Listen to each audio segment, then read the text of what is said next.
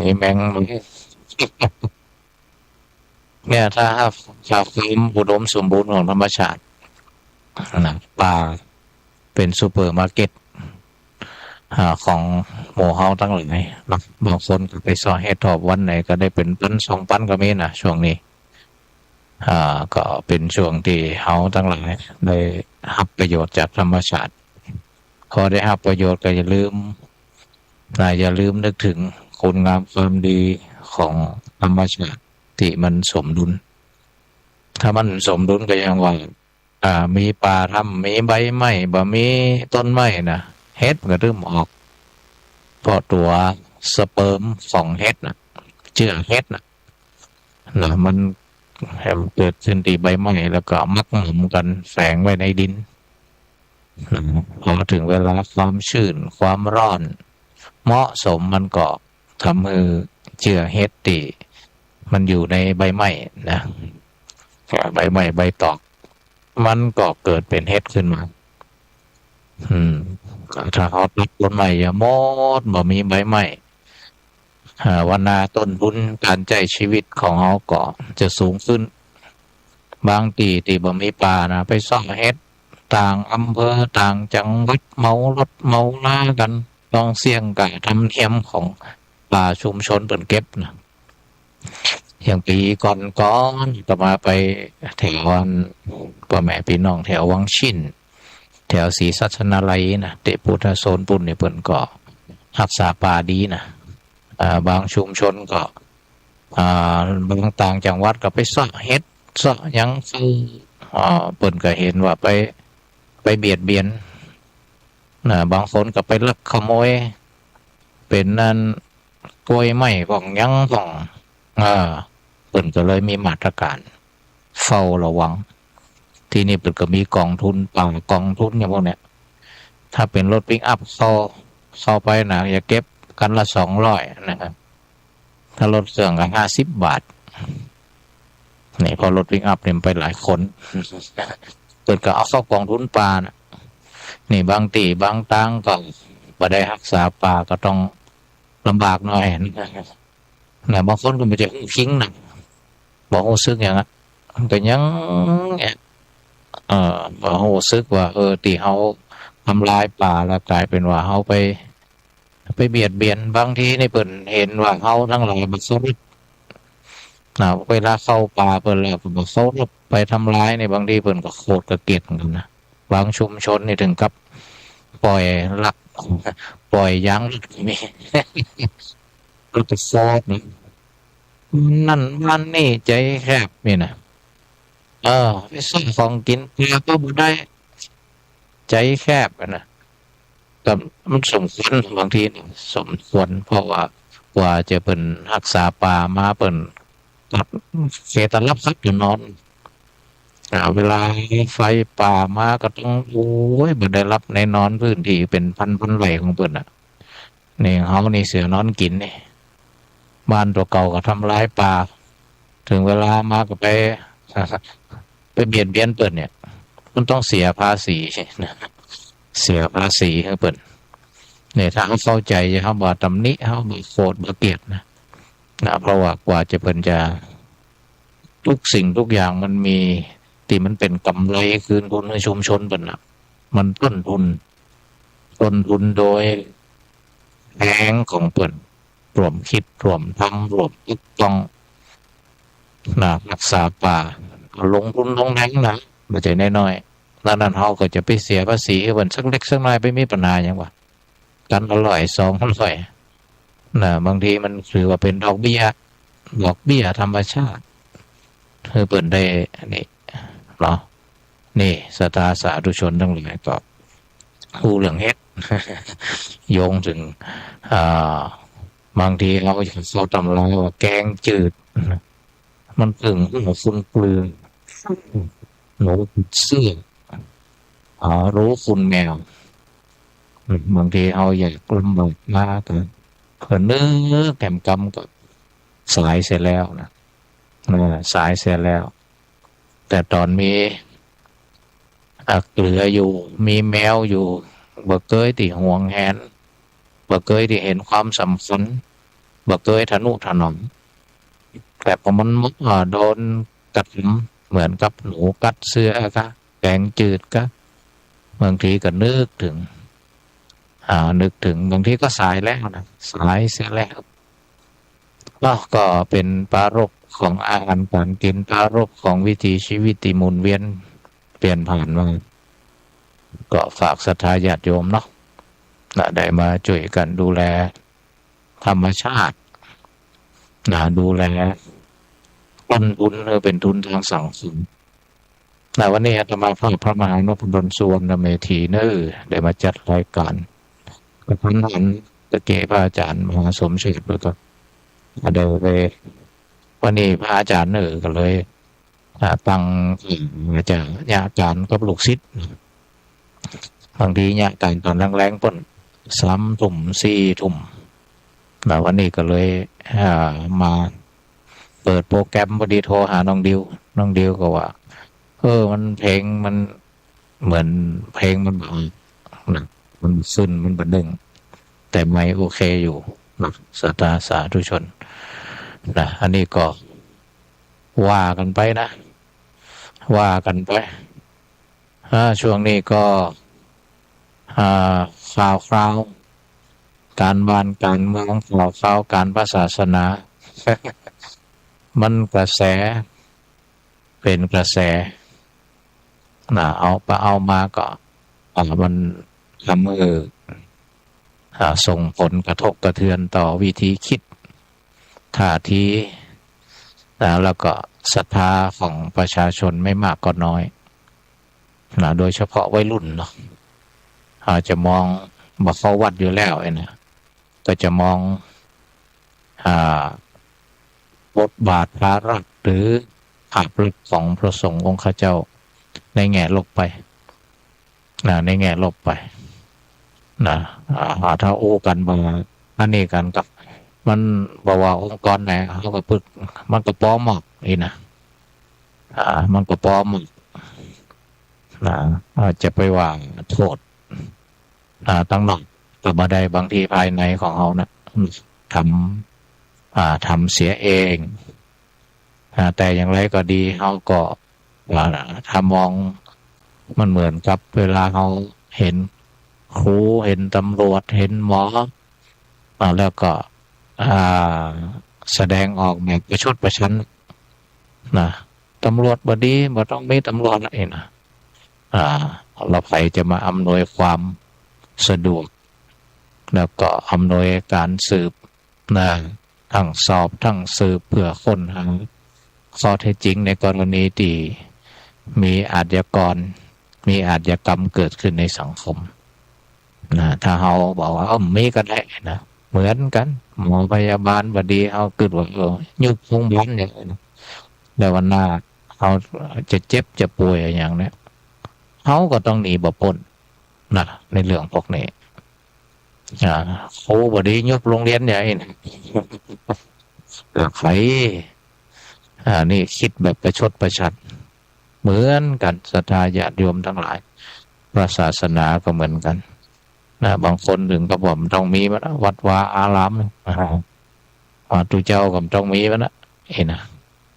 เพราะว่าโบราณแต่ก่อนแต่ติบมีพระสงฆ์เขาก็ไม่ติดปึงเวลาเจ็บเป็นเย็นอุ่นโดยจิตเขาเนี่ยมันจะเจริญขนาดไหนจะยังขนาดไหนเขาต้องการที่พึ่งแต่ก่อนที่เขามีพระพุทธศาสนาก็ไปปึงผีปึงยังปนในวิธีคนไทยของเขานะปึงทันปึงนี่ปึงผีปึงสางนี่เขาก็เหมือนกันศรัทธาญาติโยมก็เขาบอกคิดแบบประชดประชันไม่คิดแบบประชดประชันเขาก็ประคับประคองก็ยังเห็นความสำคัญของต้นทุนทางสังคม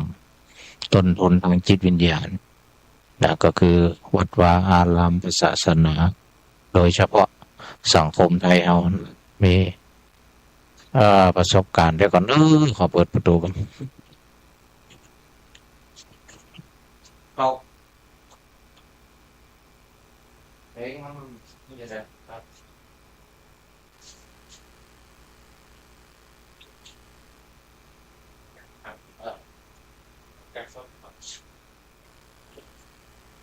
อนนี้มันมีมิกอยู่นี่แต่นี่ก่อนฮะเขาจะได้เลยเนี่ยมิกอยู่นี่อาจจะมีเสียงแทรกเนอะสถาสาธุชนอันนี้มันหูรุงมันเนี่ยมันเนี่ยอันนี้แต่พระอาจารย์ไม่ได้ใหญ่นะหูเก่านะรถไม่อันเก่านะแกอาจจะติดขัดหน่อยสถาสาธุชนก็ฟังไปอย่างไปก็ปรารภเรื่องสถานการณ์บ้านเมืองสถานการณ์พระศาสนาที่มันมีปรากฏการณ์ขึ้นมาทำท่าทายความรู้สึกนึกคิดทดสอบความรู้สึกนึกคิดท่าทายสติปัญญาทดสอบสติปัญญาของเอาว่าจะยังมั่นคงที่จะมียึดเหนี่ยวนะก็มันไปคือ นี่อย่างไรพวกนะเดี๋ยวดองเดี๋ยวสองทีนะสถาสาธุชนนะวันนี้นะไปอย่างไปเพราะว่าลงโปรแกรมใหม่เครื่องใหม่เพราะเครื่องนั้นมันก็อย่างว่านะกว่าจะอันสตาร์ทได้ก็จ้ามันก็เก่านักแกตะกี้พระอาจารย์ขยับนี่นะมันก็เนี่ยมันก็แบบไปเลยมันมีปัญหาอย่างแถวนี้ก็อ่าตัวนี้ก็ลองก็ละตัวมี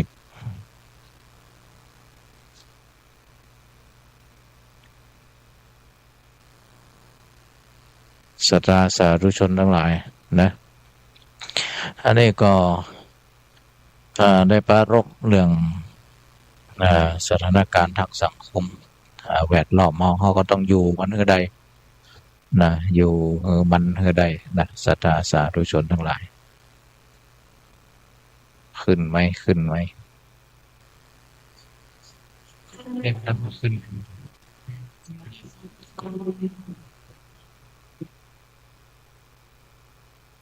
บ่มี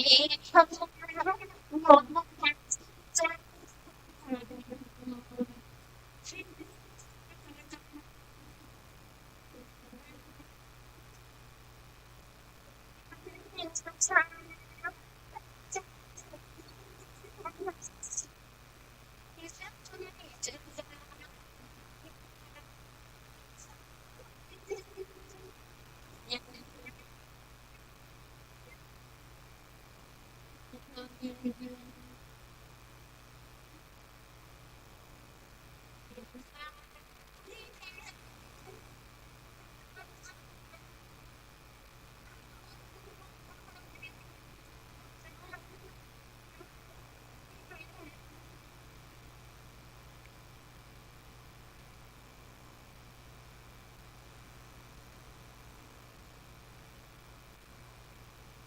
มันอะไรนะฟังนี่เหมือนสภาเสียงสดผมก็ไม่เน็ตแบบเปิดด้วยแก้ใส่สมมติเน็ตเน็ตศรัทธาสาธุชนเยอะใจของบ้านมองในเป็นชีวิตโดยเฉพาะปรารภเรื่องขึ้นสมาธิอย่างเป็นยังไงเดี๋ยวบารมีมีเราก็เหมือนกันสละเนี่ยความยึดมั่นถือมั่นเช่นเราความยึดมั่นถือมั่นคัดเกลาความตนีทีเหนียวเขาก็ฝึกกันนะแต่ก่อนนี้ฝึกประจำวัดนะฝึกทำบุญใส่บาตรตั้งแต่เจ้าเนี่ยคุ้นเคยเขามีกันแต่ประเดี๋ยวนี้มันก็จะมีนอกจากผลการกุศลสาธารณประโยชน์ที่ตั้งอยู่มันเราเสียในทำแรงของมันเองอาจารย์ได้เป็นเราสนไป ซบบริจาคศพนะหรือสิ่งของที่เปิ่นก็จะถ้าบำเพ็ญเฮาก็สามารถไปร่วมทำทานบารมีได้นะแต่ก่อนนี้อาจจะวัดวาอารามเป็นศูนย์รวมกิจกรรมทุกอย่างถ้วยจอนอะไรอย่างมันอยู่ที่วัดตีวาทุกอย่างมันอยู่ในหันนะแต่ว่าบัดเดียวนี้ไม่นี่มันขนาดแบบขนาดปิดนะครับ ออกอยู่ยังออกอยู่ตะกี้ปิดยังออกอยู่นะได้เสร็จปุ๊บพอเพลงอ่าวัดก็เลยเป็นศูนย์กลางเฮาทั้งหลายก็ปรารภว่าในเมื่อวัดเป็นศูนย์กลางแล้วก็เลยบริจาคเข้าวัดเข้าวาอำนวยความสะดวกนะอันนี้คนชาวพุทธเฮาก็ได้ผูกพันในเรื่องของทานบารมีนะโดยเอาวัดบัดเดียวเนี่ยเฮาก็ทำหลายมิตินะวัดเฮาก็อย่าไปแบบประชดนะแล้วไม่ทำบุญที่วัดละทำบุญที่โรงพยาบาลเขาก็บอกว่าทำบุญที่วัดด้วยที่โรงพยาบาลด้วยที่องค์กรการกุศลด้วย ที่หน่วยองค์กรบรรเทาสาธารณภัยมูลนิธิต่างๆเขาก็ทำไปก็หลายมิติเพราะบางทีมูลนิธิก็ดีองค์กรนั่นก็เป็นถนัดเรื่องการเป็นการตายการป่วยการเกิดอุบัติเหตุนี่นะเปิ่นก็ถนัดด้านปุ่นมีค่าใช้จ่ายเขาก็ทำบุญทั้งปุ่นในส่วนของพระศาสนาที่มีพระสงฆ์องค์เนนหรือมีเป็นสถานอันนี้ก็เป็นดูแลเรื่องวัดเรื่องวาน่าจะดีแล้วนะทำมาดีต้องเช็คตัวมันขึ้นนั่นก็สัญญาณช่องสัญญาณช่องวันโปรดดวงจันทร์หดลีบสันจงอุบายดับไฟไม่หยุดโอ้จริงจังปวดเสียนเวียนฟ้าทางน้ำใจว่าให้ใจไปกันใจว่าสุดคนครูค่ะ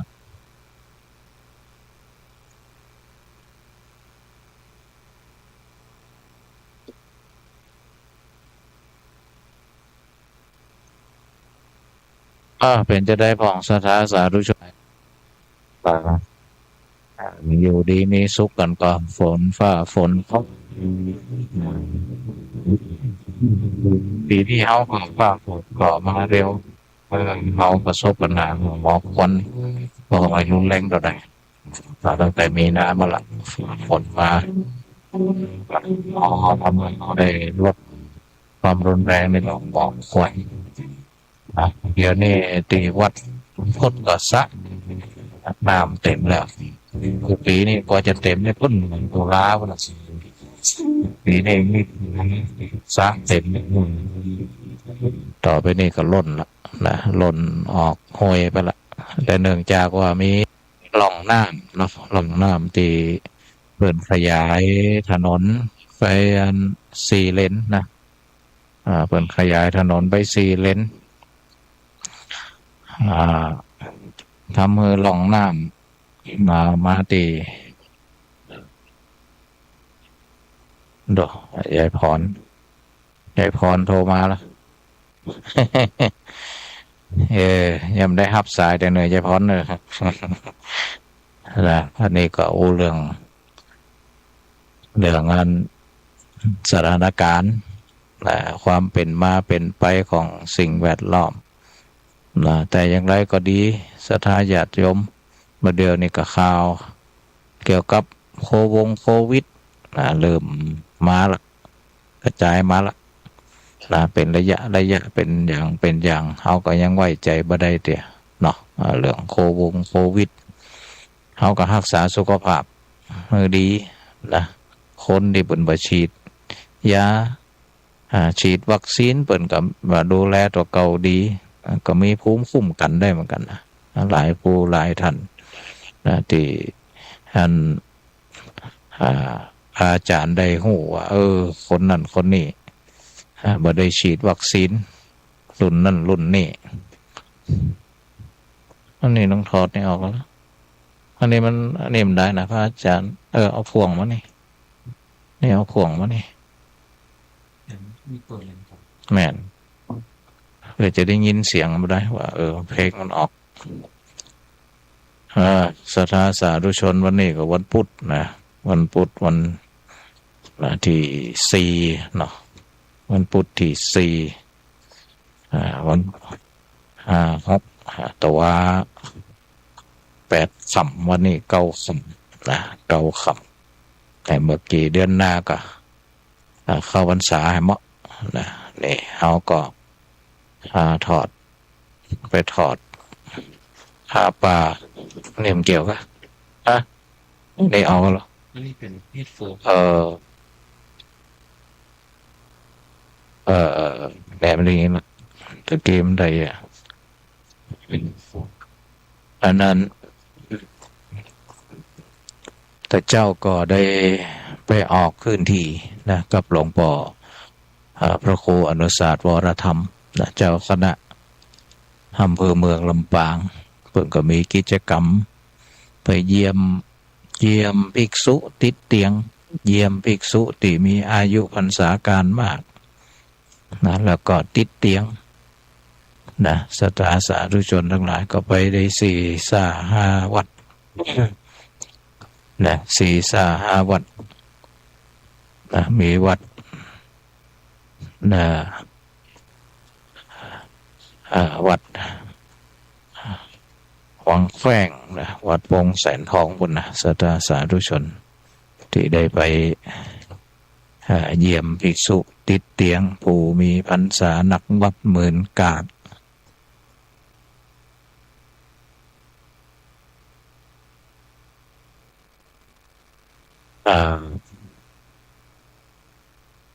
ลำปางกลางลำปางตะวัน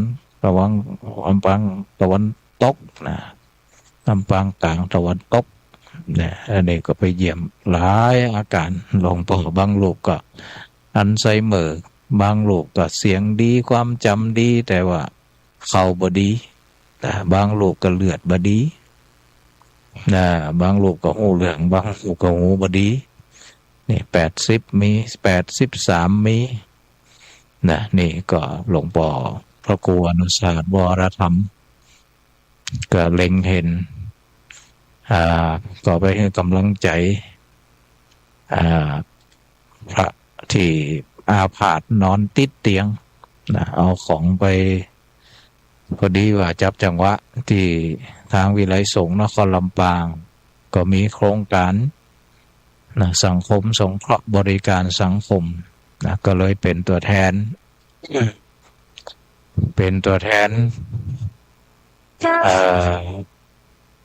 ทางวิไลสงฆ์นครลำปางนะไปรวมกับคณะสงฆ์อำเภอเมืองลำปางได้ไปเยี่ยมภิกษุอาพาธเยี่ยมพระเถระผู้มีอายุพรรษามากเยี่ยมภิกษุ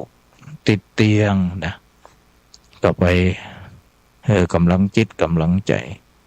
นะ4 วัด 5 วัดด้วยกันอันนี้ก็ล็อตแรกนะแต่ว่าก็วันเฉลิมพระชนมพรรษานะของสมเด็จพระนางเจ้าพระราชินีพระบรมราชินีนะพอมีภารกิจศาสนกิจที่วังเหนือเสร็จก็แวะมาที่สุสานไตรลักษณ์ไปสุสานไตรลักษณ์ก็พอดีไปเจอกันนะพระที่เปิ่นดูแลสุสานไตรลักษณ์ฮู้จักมักคุ้นกันนะลูกศิษย์กันเนี่ยเปิ่นก็พาไปหาผู้จัดการที่คอยดูแลหันสุสานไตรลักษณ์หลวงพ่อเกษมเขมโกนะเปิ่นก็บอกว่าพระอาจารย์มีกิจกรรมในการบริการสังคม สังคมสงเคราะห์นะไปเยี่ยมคนติดเตียงไปเยี่ยมคนเฒ่าคนแก่ที่บ่มีลูกหลานดูแลเพิ่นก็เลยว่าเดี๋ยวอาจจะติดหน้าเดี๋ยวก็จะเปิดครั้งพัสดุนะที่สังฆทานนะที่สุสานไตรลักษณ์ปกติเปิ่นก็3-4 เดือนก็ได้บริจาคโครงการกุศลไปอันนี้ก็เลยปรารภว่าจะได้ก็แจ้งมายังพระอาจารย์พระอาจารย์ก็จะไปในฐานะเป็นเจ้าคณะอำเภอวังเหนือเนาะก็ไปเยี่ยมภิกษุที่อาพาธโดยเยี่ยมโยมตัวเยี่ยมคนพิการตัวนะก็จะได้อนุเคราะห์สงเคราะห์ให้ลูกศิษย์ลูกหาได้มาคัดแหมกรรมเพราะสังฆทานทายธรรมนี่บางทีก็บางอย่างก็หมดอายุดีหรือยัง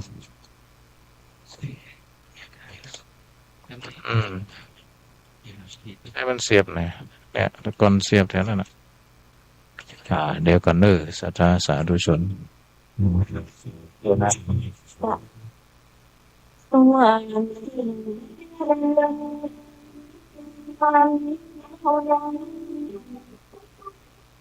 จะเห็นไม่ถึงจะต้องพบให้คนไทยเกิดชาวไทยจงสิบ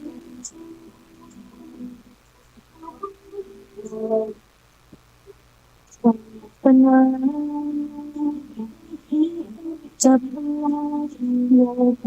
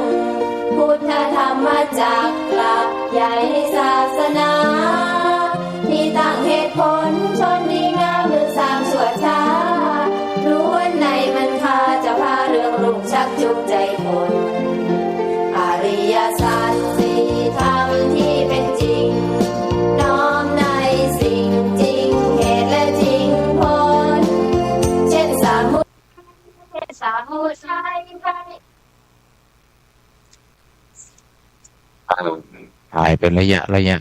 ศรัทธาสาธุชนทั้งหลายก็มันก็ลงปุ่นก็ได้ละเครื่องปุ่นเครื่องนั่นก็อันนั้นนี่ก็นะเดี๋ยวก่อนศรัทธาสาธุชน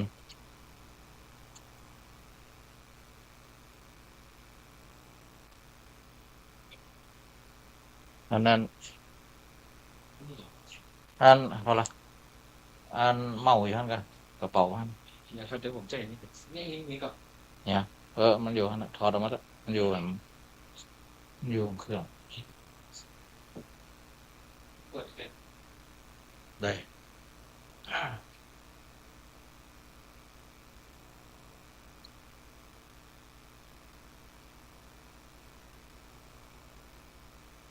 อะไรอย่างมันเดี๋ยวนักปักสุดยอดมันไป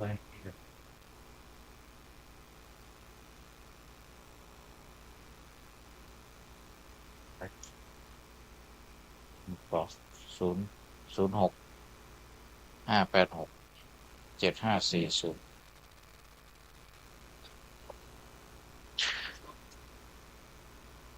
นั่นแหละฮะ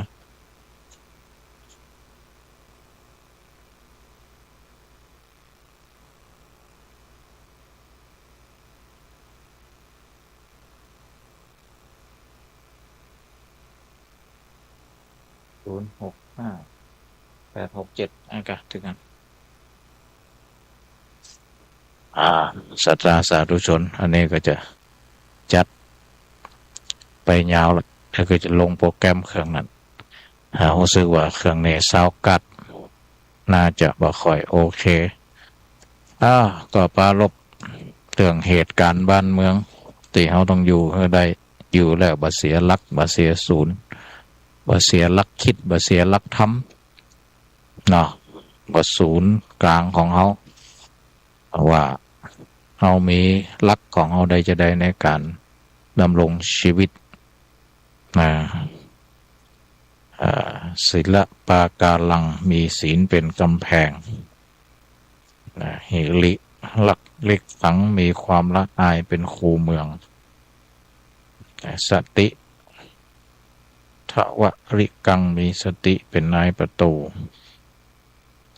ญาณทวาระโกฏฐกังมีญาณเป็นซุ้มประตูวิริยะคัตตาลกังมีความเพียรเป็นหอรบศรัทธาอีสกังมีศรัทธาเป็นยอดปราสาท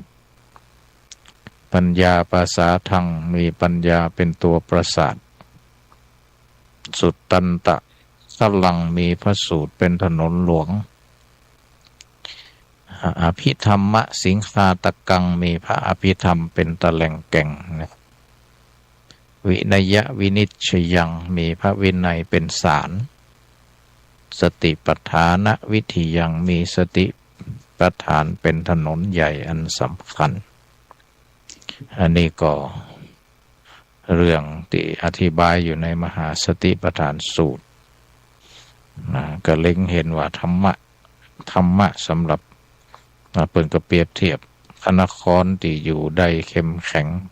มีกำแพงมีคูเมือง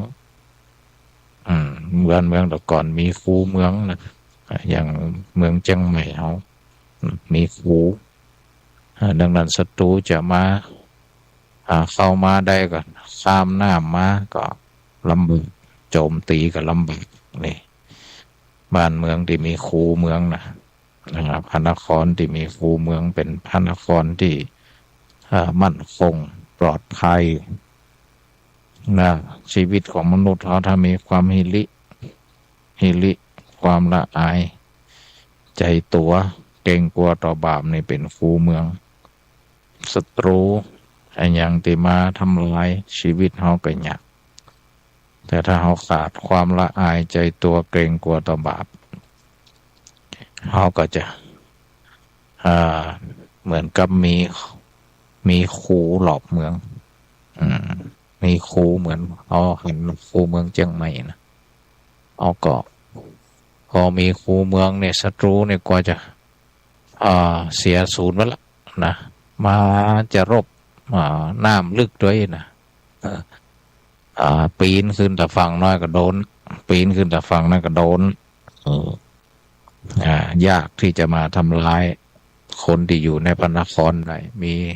เจ้าฝ่ามหากษัตริย์ถึงบริวารนางสนมทั้งหลายบริวารทั้งหลายก็อยู่หลอดปลอดภัยอยู่ในตัวพระนครใจกลางนึกภาพออกเนาะเหมือนคูเมืองเชียงใหม่นะนี่ชีวิตเท่ากับทำลายคนที่อยู่ในพระนครได้มีเจ้าฝ่ามหากษัตริย์ถึงบริวารนางสนมทั้งหลายบริวารทั้งหลายก็อยู่หลอดปลอดภัยอยู่ในตัวพระนครใจกลางนึกภาพออกเนาะเหมือนคูเมืองเชียงใหม่นะนี่ชีวิตเท่าก็เหมือนกันถ้าชีวิตเท่าเหมือนนครนะก็มีหิริเป็นคูเมืองมีศีลเป็นกำแพงนะแล้วก็มีสติเป็นนายประตูธรรมะไม่ต้องมีหลายข้อศรัทธาสาธุชนที่จะสามารถป้องกันคือกายนครชีวิตนครของเราเนี่ยชีวิตคือนครเมืองเนี่ยอยู่หลอดปลอดภัยได้แล้วก็มีญาณวิปัสสนาญาณนี่นะความรู้ในเชิงวิปัสสนาเป็นดุจซุ้มประตูมีความเพียรเป็นหอรบเนี่ยนะดังนั้นมีใครมีนอกจากมีศีลมีความละอายมีสติมีญาณเป็นตรัสรู้มีความเพียร มีศรัทธาเป็นยอดปราสาทมีปัญญาเป็นตัวปราสาทนะมีถนนหลวงพระสูตรมีพระอภิธรรมมีพระวินัยนี่หมายความว่ามีพระศาสนาทั้งสามนะพระไตรปิฎกทั้งสามนะเป็นถนนหลวงเพื่ออำนวยความสะดวกขนหันขนนี่ขนเสบียงไปถนนหลวงนะตะแลงแกงก็เป็นที่ประหารนะดังนั้นก็มีพระสูตรมีพระอภิธรรมมีพระวินัยเหมือนศาลตัดสินเนี่ยมีพระอภิธรรมดังนั้นเขามีพระไตรปิฎกเป็นแหล่งต้นทุนต้นทุนเหมือนกับเมืองมันมีถนนหนทางมันมีศาลคอยชี้ผิดชี้ถูกและสุดท้ายก็คือมีสติปัฏฐานเป็นถนนใหญ่อันสำคัญนี่ถนนใหญ่กว่าถนนหลวงนะถนนหลวงก็เปรียบประดุจเป็นถนนสำหรับพระเสด็จพระราชดำเนินถนนใหญ่นี่ก็คือถนนที่ทั้งราษฎรทั้งชนทุกหมู่เหล่าได้ใจสติปัฏฐานเป็นทุกอย่างนะเป็นทุกอย่างสติปัฏฐานเนี่ยเป็นทั้งเป็นเครื่องขัดเกลาเป็นทั้ง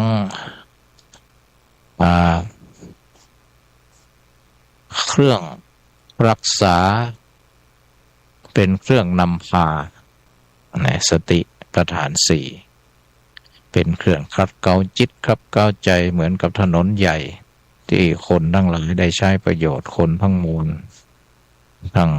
แม่หญิงปล่อยใจเด็กสัตว์ทั้งหลายก็ได้ใจคนทั้งหลายก็ได้ใจดังนั้นสติปัฏฐานสี่สามารถทั้งหญิงทั้งชายทั้งเด็กทั้งคนที่มีอุปนิสัยละเอียดอุปนิสัยหยาบสามารถฝึกสติปัฏฐานสี่ได้ทั้งนั้นก็จะได้รับมรรคผลนิพพานประโยชน์ตามสมควรแก่การปฏิบัตินี่ศรัทธาสาธุชนทั้งหลายอันนี้ธรรมะเปรียบเทียบธรรมะกับนครนะนครเนี่ยจะแข็งแรงมีทั้งกำแพงมีทั้งคูเมืองมีทั้งทหารรักษาประตูมีซุ้มประตูมีหอรบคอยถ้าบัดเดียวเนี่ยหอรบก็เหมือนกับกล้องวงจรปิดนะส่องพอไผไปไผมาศัตรูคนไหนหันแล้วก็ส่งสัญญาณเหมือนกันเหมือนกล้องวงจรปิดที่เขาติดไว้ในบ้านในจองมีปราสาทราชวังมียอดปราสาทมีตัวปราสาทมีถนนหนทางมีศาลมัดวิโนทอก็มีศีลมีหิริโอตตัปปะ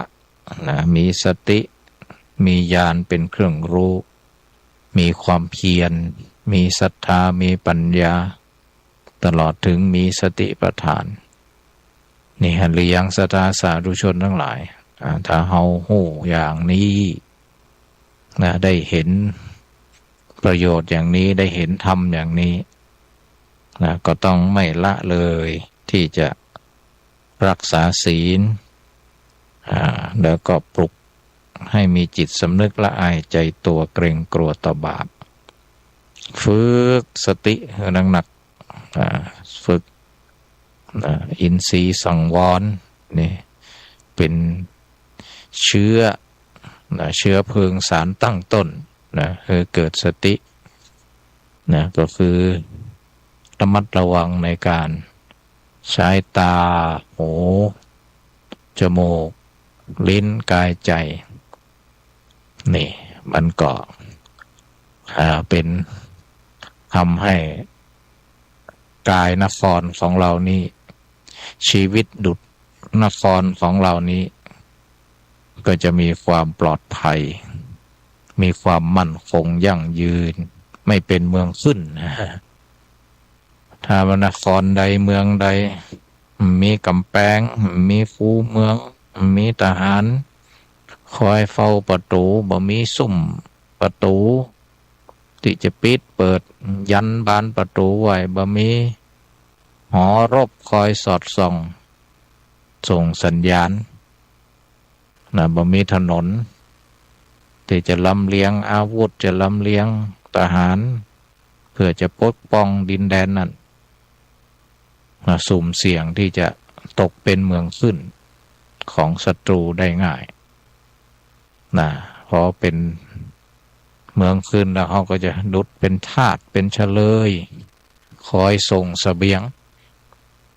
เข้าป่าอาหารเหมือนกันถ้าเขามีสติมีความเพียรบ่มีศีลมีหิริความละอายใจตัวเกรงกลัวต่อบาปบ่มีปัญญาบ่มีศรัทธาบ่มีสติปัฏฐานเป็นติจังติเปิงแล้วเราก็เป็นเมืองขึ้นนะจิตใจก็เปรียบเหมือนพระราชาที่ประทับอยู่ที่ปราสาทราชวังพอโจรมันเข้าไปได้โดยง่ายเพราะไม่มีประตูเมืองเพราะไม่มีคูเมืองเพราะไม่มีทหารที่คอยอยู่ที่ประตูและไม่มีหอรบคอยส่งสัญญาณในที่สุดโจรศัตรูก็ไปจับพระราชาที่ประทับอยู่ที่ปราสาทราชวังเป็นตัวประกัน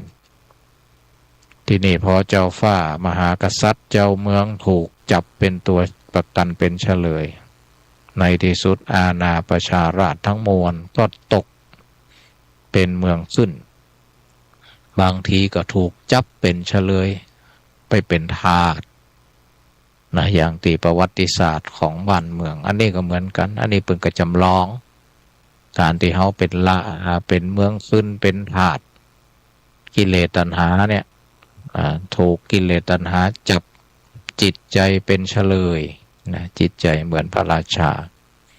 ที่ประทับอยู่ในร่างกายนี้และมีตาหูจมูกลิ้นกายใจ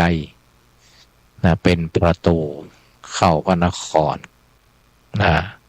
ประตูเข้าไปทางหกนี่แหละกิเลสตัณหาเข้าไปแล้วครอบงำและในที่สุดเราก็จะทำหน้าที่เป็นเฉลยเป็นทาสของกิเลสตัณหาไม่เป็นอิสรภาพนี่มันเป็นจะอีนะศรัทธาสาธุชนทั้งหลายอันนี้นำปริศนาธรรมได้เปรียบเทียบเขาเรียกว่าธรรมะก็จากนครธรรมะจากเมืองธรรมะจากนครที่ปรากฏอยู่ในอัตถกถาของมหาสติปัฏฐานสูตรคำว่าอัตถกถาก็คือคำอธิบายสติมหาสติปัฏฐานเปิดอธิบายโดยเปรียบเทียบอุปมาเพื่อเราได้เห็นภาพชัดก็เหมือนเราได้ครูบาอาจารย์เวลาอุปมาตาหูจมูกลิ้นกายใจของเราเนี่ยเหมือนสัตว์ทั้งหกเนี่ยค่ะตาเหมือนงูตาเหมือนงูหูเหมือนจระเข้ลิ้นเหมือนสุนัขหมาบ้าหมาบ้ากายเหมือนสุนัขจิ้งจอกจมูกเหมือนนกอยู่ในกรงใจเหมือนลิงเปิ่นก็เปรียบเทียบจะได้เหมือนตาเหมือนงูหูเหมือนจระเข้ตาเหมือนงูงูหน่อยคอย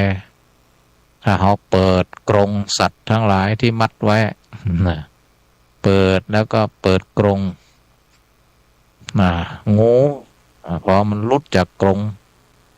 หลุดจากการผูกมัดมันก็จะวิ่งเข้าหูจระเข้ก็ลงน้ำ มันไปคนละตีดิ้นรนของสัตว์ทั้งหกตาหูจมูกเหมือนนกอยู่ในกรงมันก็บินขึ้นอากาศลิ้นเหมือนกับสุนัขหมาบ้าก็คือมันมีน้ำลายนะมันมีน้ำลายลิ้นก็เหมือนกันนะพอมันน้ำลายปุ๊แล้วกันมันตึงเหมือนหมาบ้านะน้ำลายมันออกแล้วมันตึงสนสักอย่างคนทั้งหลายถ้าติดเราน้ำลายปุ๊มันก็จะวิ่งไปหาเรามันสนสักอย่างพอเรามันจะแปลงกะเรามันจะเป็นบ่อเกิดการทะเลาะเบาแหว่งกะนะเรามันจะทำเสียเวลาเสียสุขภาพกรรมอะไรเกิดนี่มันเป็นเปิดเปรียบเทียบจะดีนะสตาสาธุชนมันเหมือนกับหมาบ้าเนี่ยนี่ลิ้นเหมือนกับหมาบ้ากายเหมือนสุนัขจิ้งจอกสุนัขจิ้งจอกเนี่ยมันชอบเขาอยู่ในรูเวลามันสุนัขจิ้งจอกมันหนาวมันชอบที่อุ่นอยู่ที่หูเหมือนกันเปิ่นบอกว่าเหมือนกายเราเหมือนสุนัขจิ้งจอกชอบที่อุ่นๆนะกายสัมผัสของเขาก็เหมือนกันแต่ก็คนทั้งหลายถูกเป็นขี้ข้าเป็นทาสเป็นจำเลยต่อกิเลสแล้วก็มักจะนี่แหละใช้ตาหูจมูกลิ้นกายใจเป็นเครื่องมือเป็นเครื่องมือในการที่ล่อเหยื่อให้เราติดเบ็ดติดกับหยึกบางคนนี่ก็ไปติดรูปบางคนก็ไปติดเสียงบางคนที่ไปติดกลิ่นบางคนก็ติดรสบางคนติดสัมผัสตาเห็นรูปนี่จมูกเหมือนนกอยู่ในกรงนี่ติละอ่อนติดยาบ้าถึงวันนี้กันนี่แหละเพราะเป็นทาสยาบ้าเพราะจมูกนี่แหละเอาไปดมยาเดียวนี่ก็ฮิตฮอตแฮมบางทีเขาก็ต้อยบัดนั้นนะวันนั้นก็ไปอบรมละอ่อนถามครูที่บรรดูแลยาบ้ากับอะไรเดี๋ยวนี้เด็กๆเยาวชนมีปัญหาเรื่องบุหรี่ไฟฟ้านี่มันซื้อง่ายมันซื้อตังออนไลน์บางทีกับพ่อแม่กับบ่ฮู้โอนตังกับลูกโอนตังกับลูกบางทีเขาก็แล้วก็รูปแบบเนี่ยบางทีก็มันปลอมแต่มันมาตัวดินสอบอกว่าอย่างหว่องมันรูปเหมือนปากกาดินสอนี่แหละเหมือนกับปืนปากกานี่แหละเนี่ยมันทำให้มนุษย์แฝงมาที่ไหนมีประโยชน์มักจะแฝงมาด้วยโทษถ้าเราบัดตันเกมละละอ่อนมักจะมีเรื่องพวกเนี้ยเข้ามาเนี่ยตีเราบอกว่าคนไว้ไหนนะมักจะเป็นเฉลยเป็นทาสของกิเลสมันจะใจอยู่6 ช่องทางนี่แหละทำให้เราต้องส่งสวยให้มันบางคนนี่อยากกินอาหารล้ำๆนะต้องเสี่ยงแพงๆนะบางทีอาหารมื้อหนึ่งก็ไปกินกันเป็นหมื่นนะแต่ถ้าพิจารณาให้ดีหมื่นก็ตึกอิ่มหมื่นบางทีก็ก๋วยเตี๋ยวถ้วยหนึ่ง30-40ก็ไปกินหมูหันหมูฉลามสปะนี่นะที่แปลงๆไปกินกันเป็นหมื่นถ้าคำว่าหมื่นก็ดีกับก๋วยเตี๋ยว30-40-60เดี๋ยวเนี่ยมีหลายเลทถึงว่า60ก็ได้พิเศษหมื่นกับ60เนี่ย ถ้าอู้ถึงในแง่ของเสมอภาคกันก็คือมันตึกอิ่มแต่คุณค่าทางอาหารก็บ่แตกต่างกันนักนะแต่มนุษย์จะถูกกิเลสนะถูกหัวหน้าเผ่านี่แหละนะบังคับกฎเกณฑ์ต้องส่งสวยนะ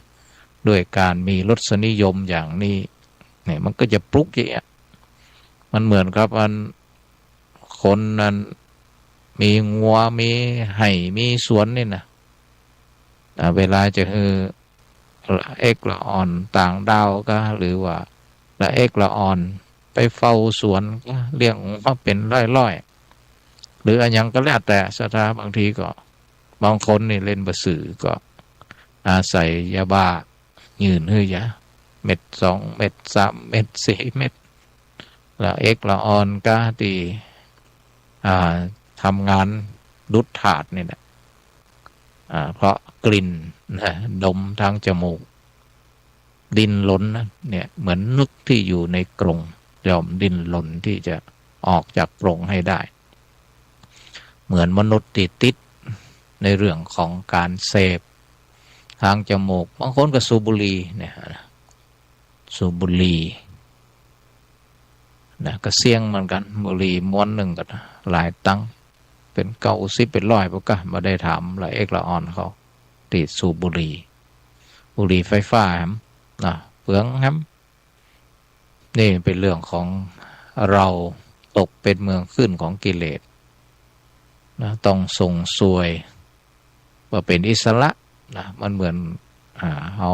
ไปเป็นเฉลยนี่แหละว่าเป็นอิสระต้องหาอย่างใดก็ต้องเสี่ยงเขาเรียกว่าเครื่องบรรณาการแต่กิเลสนี่มันรสอร่อยที่ทำให้เราติดนะติดลูกมันก็จะคือเฮาดินล้นไปเกี่ยวกับรูปหลงรูปนี่เหยื่อนะเขาเรียกว่ากามคุณ5รูปเสียงกลิ่นรสสัมผัสนี่มันก็จะเป็นเหยื่อที่เฮาที่กิเลสมันเอาเหยื่อนี่แหละมันล่อให้นะเหมือนกับที่ผู้ใหญ่บางผู้บางท่านเนาะตะกอนนะที่บางทีก็มีนะที่มักจะเอายากระถ่อมหรือบุหรี่ไฟฟ้าละอ่อนจนติดหรือแม้กระทั่งผู้หญิงผู้ชายนะบางทีที่หยั่วกันบางทีก็พอใจอยากให้ผู้หญิงเป็นอยู่ภายใต้อำนาจนะก็มักจะเอายาบุหรี่เนี่ยไปหล่อให้สูบฟรีก่อนนะพอไม่ยิงอยู่ในวังวนของการเป็นทาสของบุหรี่ของยาแล้วตอนหลังบอกว่าฟรีละพอผู้หญิงเสี้ยนยามาต้องเอาต่อรองละเอาสรีระร่างกายต้องไปแลกเอานี่มันมีวงจรอุบัติมันเกิดขึ้นอย่างนี้ก็เพราะอย่างปารภตะกี้นะเพราะว่าเราไม่มีสติเราไม่มีหิริเราไม่มีศีลเราไม่มีปัญญาเราไม่มีสติปัฏฐาน4มันกลายเป็นทำให้กิเลสตัณหาบุกเข้ามาแล้วในที่สุดจับจิตใจเป็นตัวประกันพอเป็นตัวประกันก็สั่งหั่นสั่งนี่ได้นะบางคนก็พอหลงรสก็ไปกินใจทุนมหาศาลในการเรื่องจะต้องแสวงหาเสพมาในเรื่องของรสชาติเสียงเนี่ยบางคนนี่ก็ต้องไปไปบางทีเขาเรียกว่าไปเนี่ยบาร์คาราโอเกะเทคผับเนาะเพราะมันมีฮันมดนะพวกนี้มันมีลูกน้องกิเลสอยู่ฮันมดในการบังคับบัญชาเรามีทั้งรูปยั่วยวนเสียงดนตรีมีดนตรีกลิ่นเนี่ยมันมีบรรยากาศรสรูปเสียงกลิ่นรสสัมผัสนี่ นี่มันมีพวกนี้นะเขาเรียกว่ามีที่มีปัญหาทั้งหลายแหล่เนี่ยนะสัมผัสก็บางทีก็มีทั้งผู้หญิงผู้ชายเนี่ยเหมาะเขาเรียกว่ามีภาษาง่ายนะเอนเตอร์เทนนี่ก็เด็กเอ็นเอนเตอร์เทนเด็กผู้ชายเด็กผู้หญิงเด็กที่เป็นเพศสองผ่องยังผ่องมักจะมีพวกนี้เพราะมันเป็น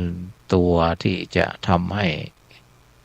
ผู้บังคับบัญชาคือกิเลสนี่แหละทำงานได้ดีก็มีเหยื่อล่อรูปเสียงกลิ่นรสสัมผัสเอาไปเอามากันนอกจากเขาเผลอหลงมันเหมือนกับเมืองที่มันไม่มีคูเมืองที่มันไม่มีคนเฝ้าประตูเมืองที่ไม่มีหอที่ส่งสัญญาณเมืองที่ไม่มีอาวุธอะไรสักอย่างในที่สุดก็เสียเมืองง่ายเหมือนเท่ากันถ้าบ่มีพวกเนี่ยบ่มีฮิริบ่มีสติบ่มีความเพียรจะเสียผู้เสียคนง่ายเสียหลักในการใช้ชีวิตง่ายนี่ศรัทธาสาธุชนทั้งหลายนี่ก็ปารภธรรมะเขานี่นะธรรมะจากนครนะได้เปรียบเทียบให้หมู่เฮาได้เห็นดังนั้นก็ต้องมีศีลรักษาศีลสมาทานศีลมีเจตจำนงนะตินี่ลองเอาละเปิดเพลง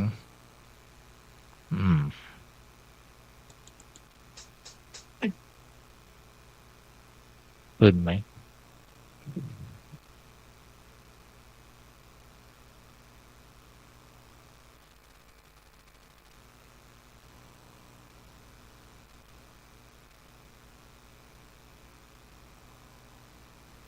อ่านเช่นตำราประหาฉันทำดีกว่าไม่นานถึงนั้นคำสาสนาจะตั้งใจเหมือนถ้าเพียนเรียนฉันอธิษฐานจะยึดมั่นเอาที่มีทุกทางต้องมา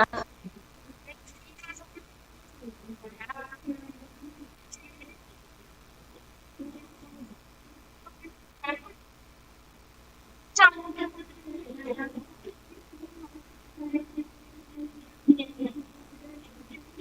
อยากได้หาได้เชื่อว่า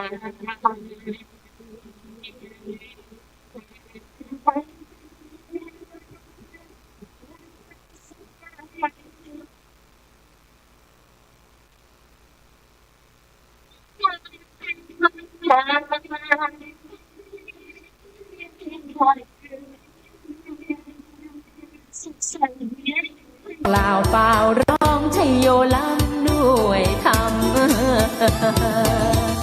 จำคำมันพระสัมมาบอกว่า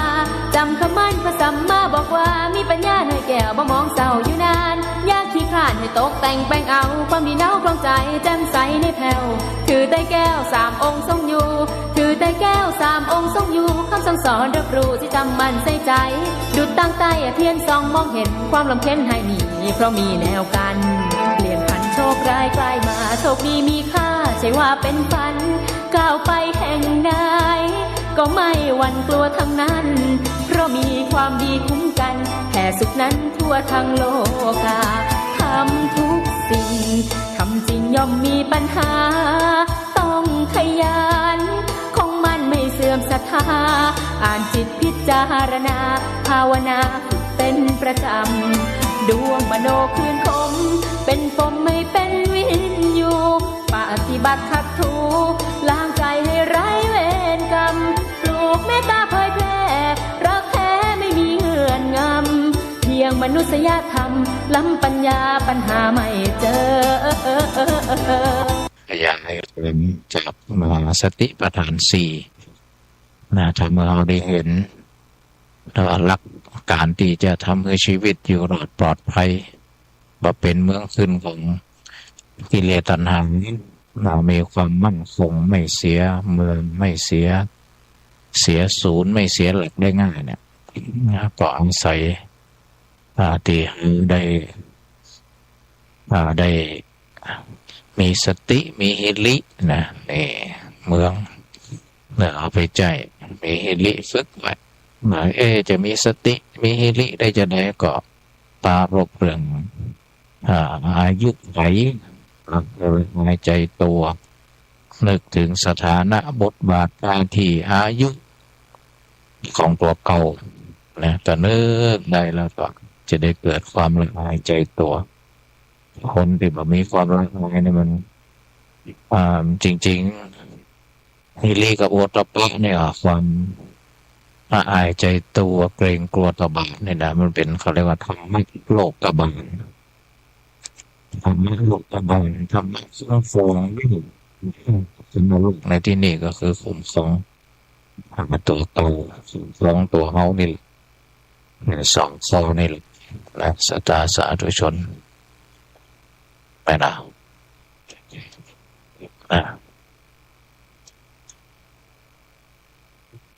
ลองวันนี้ถึงมันบ้านสุดเจ๋งเว้ยเราได้เห็นมีสิ่งมีชีวิตที่เป็นเรื่องเราเป็นลงทุนวางลงทุนเดินตรงในรูปมาเล็กนี้ถึงทำแนวคิดสิ่งของสตาสาธุชนจิตมีอย่างมีศีลมีเงลิมีสติมีเหมือนมีความเพียรมีศรัทธามีปัญญาหรือมีปัญญาโจ้ยเป็นเมืองนั้นว่ายกใจเนี่ยนะมันก็จะมีรักรู้เกิดมันที่เราดูตรงที่เราจดอยู่ในพระสุตตันเป็นหนึ่งบัตรพิธรรมเป็นหนึ่งพระวินัยเป็นหนึ่งหลายอย่างเรื่องเลยก็คือสิ่งฝึกจิตวิญญาณสื่อเราฝึกสติปัฏฐานสี่บ่อยๆมันระมัดระวังประคองจิตให้อยู่ในกายเวทนาจิตธรรมก็เป็น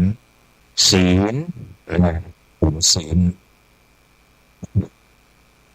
มีความเชื่ออยู่ไว้ถึงเราสุดยไปวันรู้ระลึกรู้เด็กนายเวทนาจุดเนี่ยตอนนั้นเป็นมันสายใหญ่เก๋เขาเล่าให้ซ้ำยิ้มแล้วหมดละไอ้ปากมันเงินที่ถึงซึ่งเนี่ยมันจนถึงระบุนตัวชายเลยมิเปลี่ยนเป็นสักนิดมาเป็นรู้เรื่องเราตัวเป็นจิตเป็นมักมันสงวน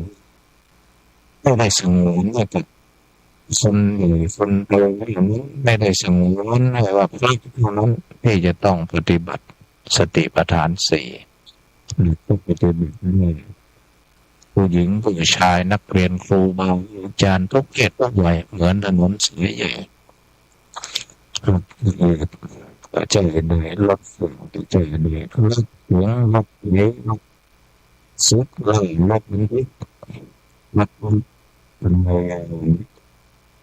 ผมวิ่งอยู่ในเสียอยู่ได้เดินทางจะไปจากอันมาเลยตัวเองจะขี้เกียจครับผมเป็นก็เพื่อพวกเป็นแต่สัตว์สาธุชนนั่นแต่เอง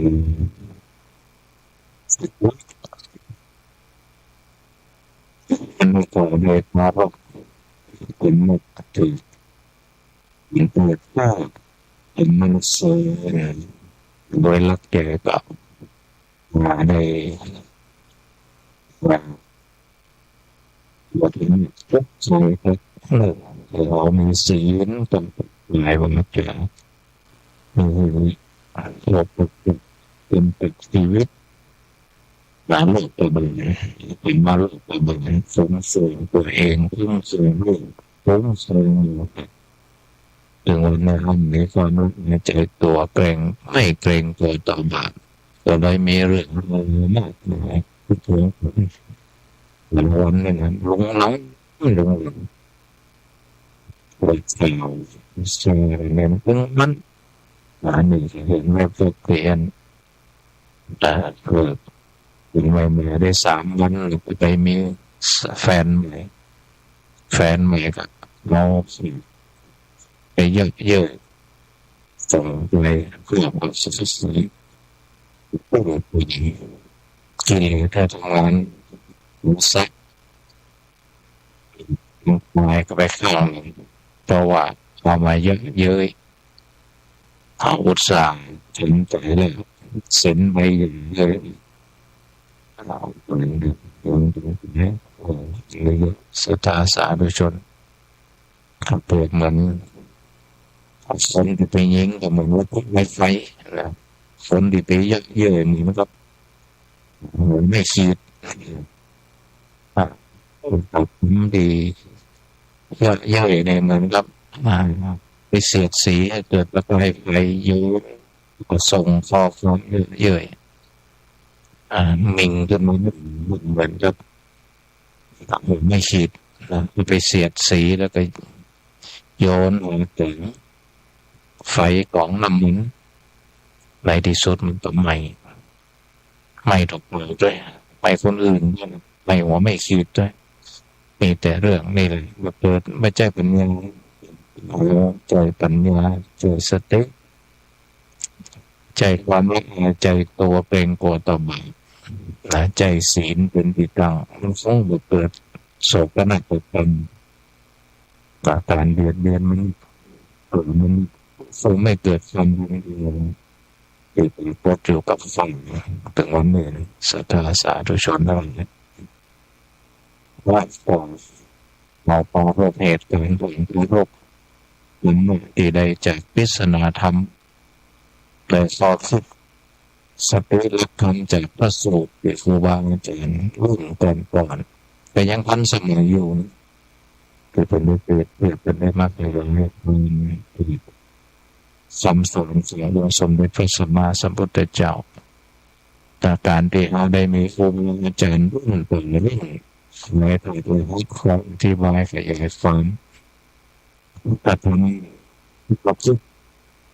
ของเราเข้าใจง่ายคือเนื้อถึงเรื่องเกิดจากของเราสุ่มเกิดหรือว่าเสียรู้สุ่มแต่เหมือนกับเราศึกษาธรรมะเพื่อเรียนรู้เรียนรู้สติธรรมะมาเข้าใจง่ายตัวใส่ครูบาอาจารย์ช่วยกันทำตัวมันเป็นโมเมนต์มันเหมือนกับเวลาครูบาอาจารย์เป็นผู้เรียนให้เราช่วยแจ้งแต่เหมือนกับไม่เหมือนมีบุกเกยเปิดมะละกอกันนะที่มันซุกหลังเหมือนมีเครื่องมือที่จะมาปอกมาหินถ้ามันกินหนักเครื่องมือจะมีดก้ายังก้าที่มาปอกกันทำให้เรารับผลงานตัวมาได้ง่ายขึ้นการที่มีครูบาอาจารย์ได้ฝึกแล้วก็คุณที่ไม่เข้าใจจะเกิดเหมือนมืดเหมือนอุปกรณ์ประเทศของเราที่เรานำมาใช้ปอกดังนั้นเขาทั้งหลาย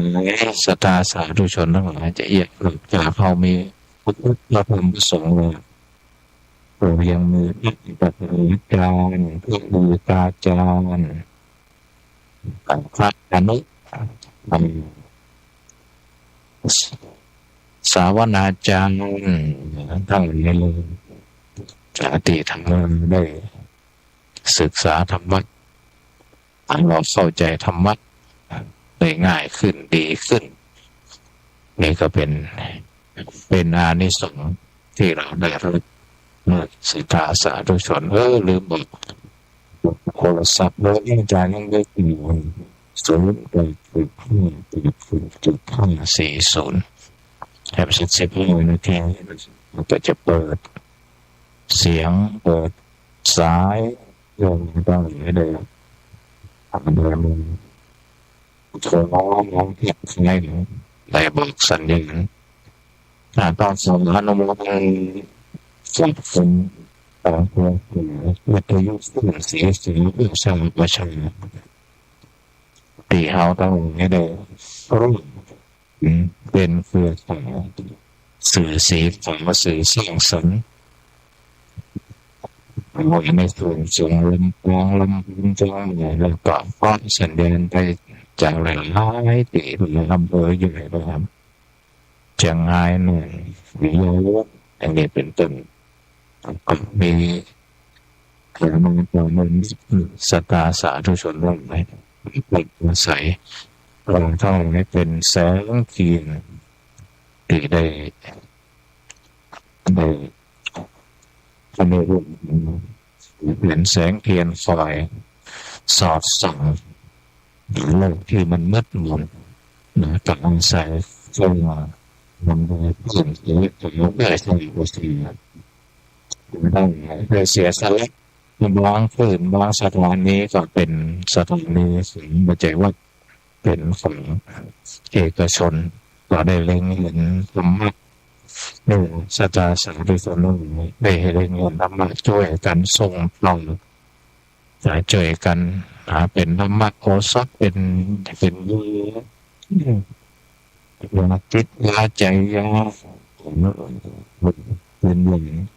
จิตเป็นอย่างสิ่งนี้จากเราแท้สิ้นวันจากเลื่อนบุญจากเพศต่อไปในแสงที่เราจากสีฟ้าเนี่ยพยายามเรื่องสตางค์เสียด้วยส่วนนี้สิ่งต่างใจยาเป็นอย่างจิตเป็นอย่างสิ่งนี้จากเราแท้สิ้นวันจากเลื่อนบุญจากเพศต่อไปในแสงที่เราจากสีฟ้าเนี่ยพยายามเรื่องสตางค์เสียด้วยส่วนนี้สิ่งต่างใจยาเป็นอย่างจิตเป็นอย่างสิ่งนี้จากเราแท้สิ้นวันจากเลื่อนบุญจากเพศต่อไปในแสงที่เราจากสีฟ้าเนี่ยพยายามเรื่องสตางค์เสียด้วยส่วนนี้สิ่งต่าง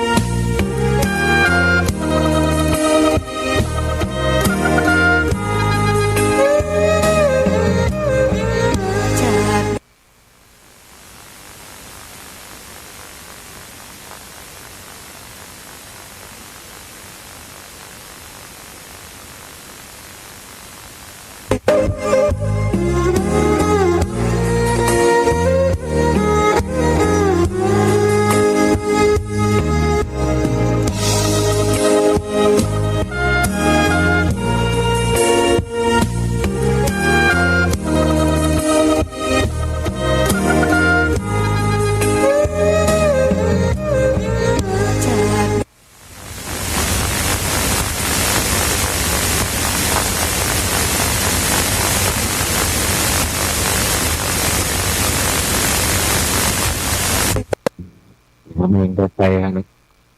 เราจะเรียนเจ็ดประโยคนี่นะมันจะได้เรียนถึงประโยคอยู่บ้านใกล้ๆกันแล้วสุดท้ายของเราเจริญพรเย็นชัดไหม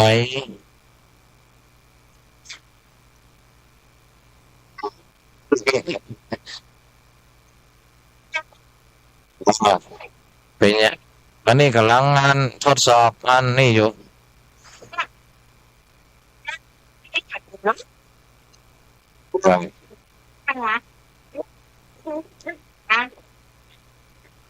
ดีกำลังเป็นยังบางนี่เตียนยังบาง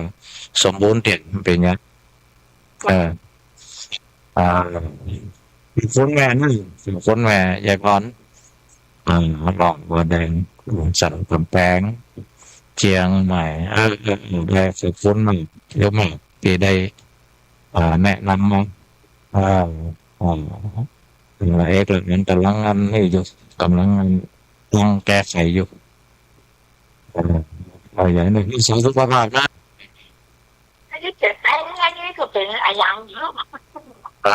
เสียงยังแล้วครับไ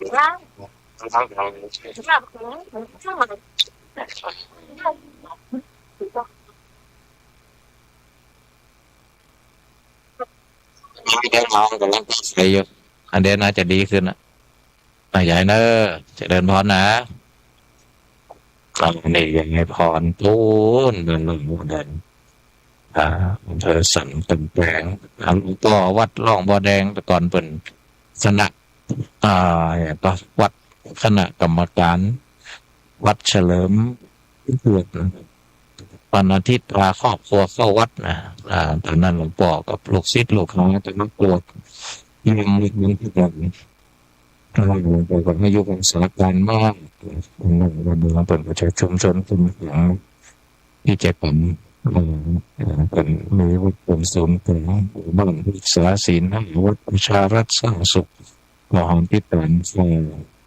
หลังตรงนี้ทางส่วนเราตามโดยเปิดให้ความสำคัญผมกับวัดวาอะไรแบบในเรื่องว่าเดี๋ยวก่อนนี้มันจะไปแอลอยู่ระยะนี้เนี่ยผมจะไปแอลผมเลยซึ่งตีแจ้งผมเป็นเรื่องในอย่างที่บอกเสร็จกำลังเสร็จข้อมูลตัวนี้ไม่อยู่นี่ก็เรื่องของธรรมะที่เขาจะต้องนำไปแจ้งทางส่วนตัวส่วนรวมส่วน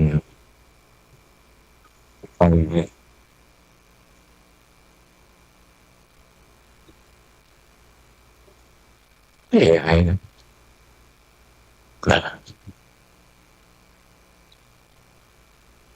ศรัทธาสาธุชนทั้งหลายผมเดินทางสอบภาษาผมก็ถือโอกาสได้ตอกย้ำซ้ำตวนเรื่องแทนเรื่องศีลเรื่องภาวนาชีวิตของมนุษย์เราต้องเกี่ยวข้องกับสิ่งเหล่านี้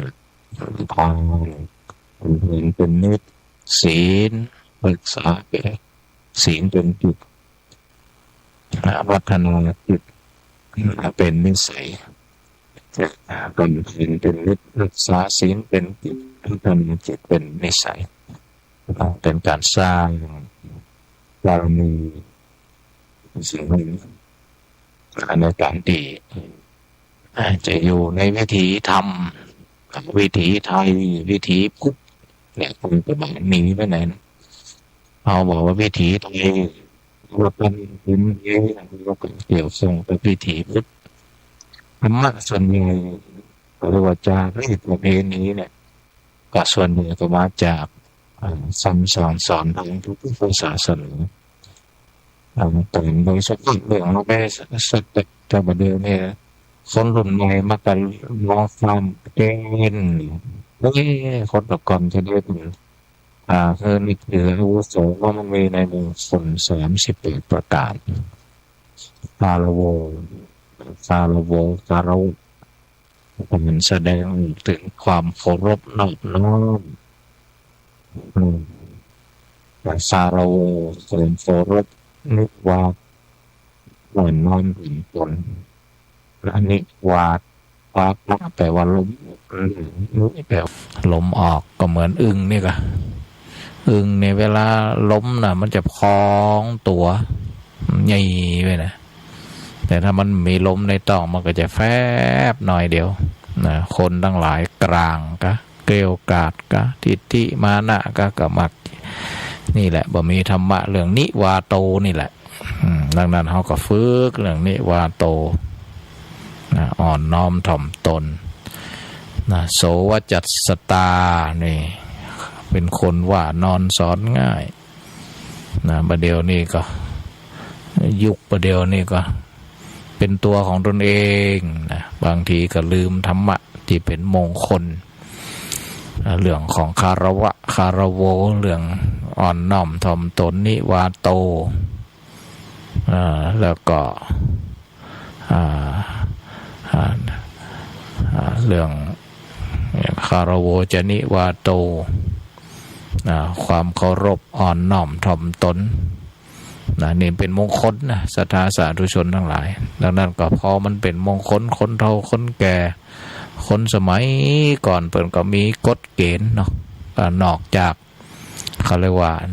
จารีตประเพณีก็เริ่มเอามาใส่เป็นประเพณีอย่างอื่นด้วย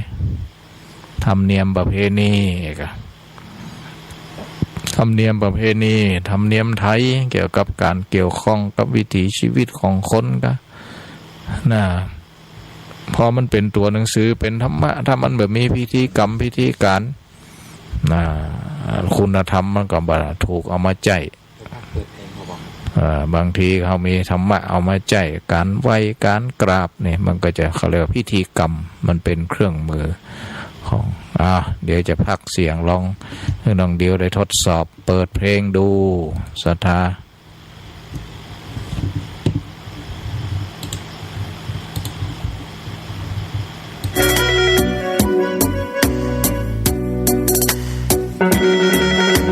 น่าจะโอเคมาเต็ม สวัสดีค่ะ ขอสายกับผู้ใดล่ะคะ อ๋อสิส่วนไปเฮ็ดบุญหรือคะ ค่ะ สวัสดีค่ะ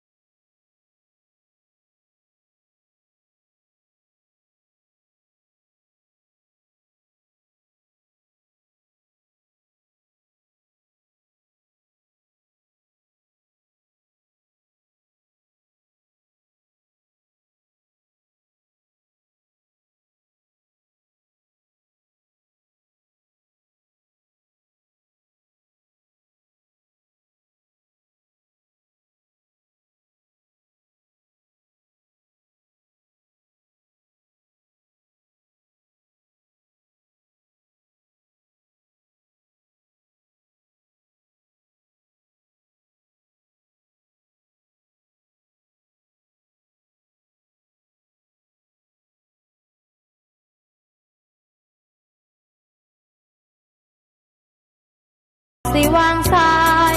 ขอฝากใจให้คิดถึงทาง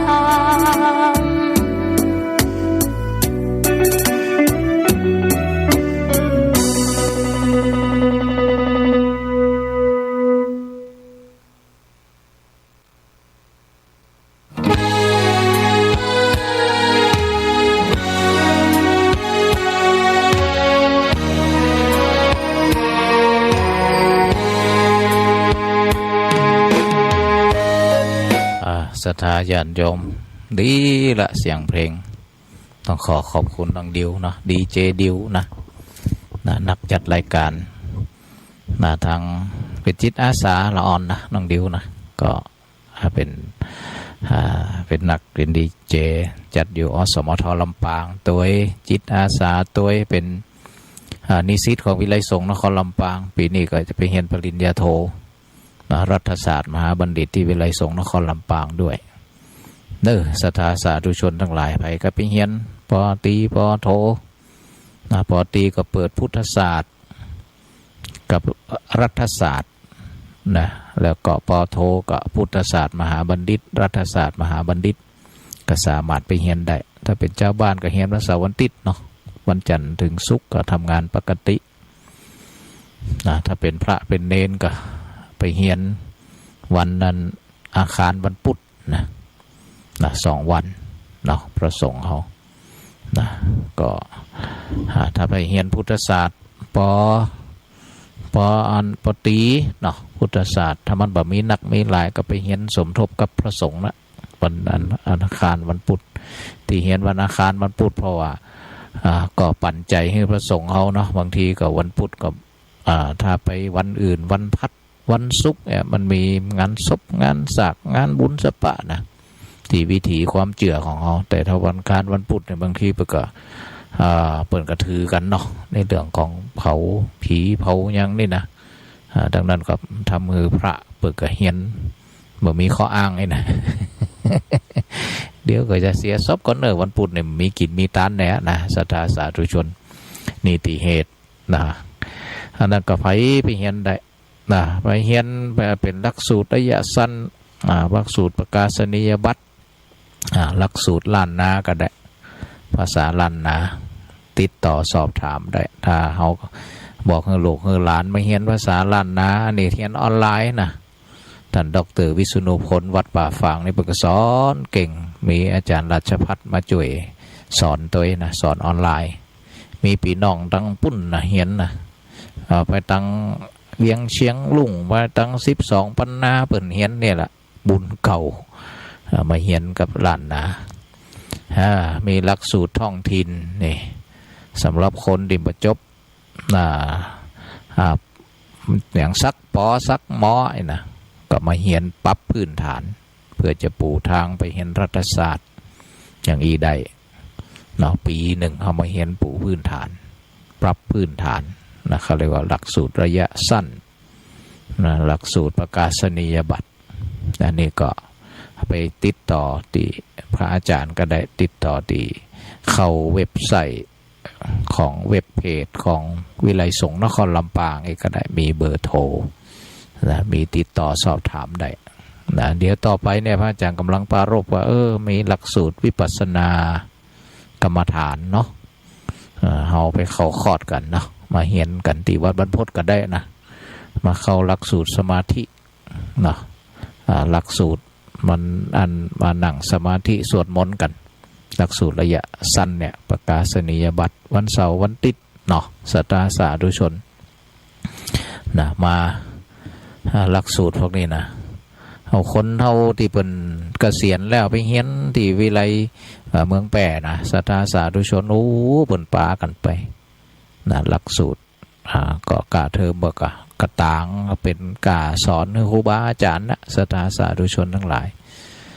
ถ้าหลักสูตรระยะสั้นก็ปีหนึ่งเพื่อเฮียนมาพบปะกันเนาะเดี๋ยวพระอาจารย์ก็ดูมีคนแตนตีนแตนมือว่างๆเดี๋ยวก็จะเปิดหลักสูตรนี่แหละวิปัสสนากรรมฐานนะก็มาเฮียนที่วัดบรรพตนะทุกวันติดเขานัดกันเนาะศรัทธาสาธุชน เดี๋ยวก็พระใหม่จะมาบวชในอู้กันสัมภาษณ์ว่าชอบตั้งใดอย่างตั้งใดเดี๋ยวอาจจะปาส่งเขาไปเฮียนเรื่องสมาธิบำบัดคนหมอสมพรนี่นะเปิ่นมีหลักสูตรสมาธิบำบัดเปิ่นใจกับคนไข้คนที่เป็นโรคเบาหวานโรคความดันอย่างนี้เปิ่นหายใจระบบปราณลมหายใจกับอานาปานสติเนี่ยเอามาใจเขาเรียกว่าสมาธิบำบัด SKT นี่นะน่าจะเป็น SKT นี่แหละ S ก็คือดร.สมพรนะ S K ก็คือนามสกุลกฤษณะ T ก็คือดุษฎีนี่นามสกุลเปิดนะวันนั้นเปิดก็ซึ่งว่าเปิดคุณหมอก่อนเนี่ยหมอเปิดป้ามานะป้าด็อกเตอร์เนี่ยแหละสมพรเนี่ยแหละเปิดอยู่กรุงเทพนะสอนแต่ก่อนเปิดเป็นอาจารย์หมออยู่โรงพยาบาลรามาจนเนี่ยเปิดก็ดูแลทำวิจัยอย่างเมื่อเดียวนี้เปิดมีศูนย์นะพระอาจารย์ที่สำนักวัดเวียงตองจังหวัดแพร่พระอาจารย์เดี๋ยวอาจจะเข้าไปเฮียนด้วยเปิ่นนะแล้วก็นำหลักสูตรเนี่ยมาสอนหมู่เฮาได้ทั้งสุขภาวะทางจิตกับสุขภาวะทางกายนะก็บอกกล่าวศรัทธาเตรียมตัวไว้นะเตรียมตัวไว้นะมานอนวัดบรรพตก็ได้นะมานอนนะมากินมานอนกันเฮาก็กินเนี่ยเฮาก็กับข้าวกับปลาเฮาก็กินมันยำมันอะเนาะเฮากินแบบเรียบง่ายเฮาคงจะใจบ่ต้องใจงบประมาณที่ไหนอันนักอะนะเฮาก็เฉลี่ยกันเฉลี่ยกันเอาเงินมาหอมกันตามกำลังนี่แหละจ้างแม่ครัวมาทำกับข้าวกับปลาสุขภาพนะกำลังพระอาจารย์กำลังกึดไปก่อนนะแต่ว่าบัดเดี๋ยวนี้มันภาระงานมันหลายอย่างครับเปิดตัวไปก็เดี๋ยวกับมีคนแตนตีนแตนมือเดี๋ยวจะส่งลูกศิษย์ไปก่อนนะลูกศิษย์ตีเนี่ยจะแตนตีนแตนมือได้คอยส่งแล้วก็มาอยู่วัดบรรพตสถิตนี้นะเอาสมาธิบำบัดนี่แหละศรัทธาญาติโยมเนาะบัดเดี๋ยวก็ได้ปรับปรุงตีพักตีนอนได้เกือบจะ100%ละมีแหมหลังหนึ่งก็ต้องทาสีเรียบร้อยปูกระเบื้องปรากฏว่าหลังคาก็มีปัญหาฝนหัวนี่เดี๋ยวก็ต้องลื้อหลังคาทำโครงเล็กเพราะว่าตะกอนเนี่ยเขาก็เป็นไม้เนาะปวกเป็นอย่างนะเดี๋ยวก็จะได้ปรับปรุงอาคารเพื่อรองรับเฮือศรัทธาญาติโยมตีมาฟังเทศน์ฟังธรรมมานอนอยู่เพ่นะก็เขาก็เป็นครอบครัวคืนสีขาวเนาะถ้าบางทีเขาก็ตามสะดวกธรรมะนะมาอยู่โดยครูบาอาจารย์มหาสมชาติมาอยู่นี่ก็จะได้อยู่วัดอยู่ว้าอย่าพ่องนะถึงวันนี้กว่าจะเจอกันอย่างเหมือนกับมันอยู่กับโลกกับดวงจันทร์นี่แหละ เดี๋ยวอาจจะให้พระอาจารย์จะสมชาติด้วยอาตมาด้วยกับเวียนกันไปเฮียนดักสูตรเนี่ยสมาธิบำบัดเนี่ยนะที่สำนักที่วัดเวียงตองนะวัดเวียงตองซื้อว่าอยู่ฮะนะที่อำเภอเมืองจังหวัดแพร่ฮะนะก็ไปศึกษาเดี๋ยวก็จะมีโอกาสไปศึกษาดูงานต่างนี่ตัวนะได้ตึงพระมหาสมชาติได้ตึงตุจุกได้ช่วยกันคนหนึ่งว่างก็ดูแลศรัทธาญาติโยมหลักสูตร